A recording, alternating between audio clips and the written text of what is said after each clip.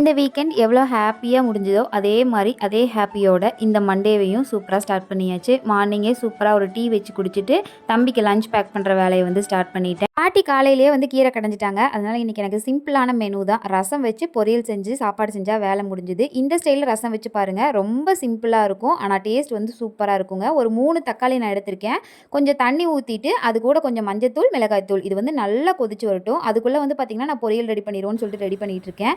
இன்றைக்கி மண்டே இல்லையா, ஸ்கூலுக்கு போகணும்ல, அதனால இன்றைக்கி ஒரே அழுகை. எப்படியோ சமாதானம் பண்ணி குளிச்சு விட்டு தம்பியை ரெடி பண்ணியாச்சு. இப்போ வந்து பார்த்தீங்கன்னா நல்லா கொதிச்சு வந்திருக்கு பாருங்கள். இதை கூட கொஞ்சமாக தண்ணி ஊற்றி நல்லா கரைச்சி எடுத்துக்கோங்க. இப்போ ஒரு வடை சட்டியில் கொஞ்சமாக எண்ணெய் ஊற்றி அது கூட கடுகு, கருவேப்பிலை, வரமிளகா, சின்ன வெங்காயம், பூண்டு இதெல்லாம் போட்டு தாளித்து விட்டுட்டு நம்ம கரைச்சி வச்ச தண்ணியை அது கூட ஊற்றி கொஞ்சமாக உப்பு போட்டு அது லைட்டாக கொதிச்சு வரும்போது ஒரு பாத்திரத்தில் கொஞ்சமாக கொத்தமல்லி தழை, பெருங்காயத்தூள் போட்டு அப்படியே ஊற்றினா சூப்பரான ரசம் வந்து ரெடி ஆயிரும். ட்ரை பண்ணி பாருங்கள். இதில் நான் ஒரு குட்டி மிஸ்டேக் பண்ணியிருக்கேன். என்னன்னு கமெண்ட்டில் சொல்லுங்கள். நாளைக்கு பார்க்கலாம். பாய்.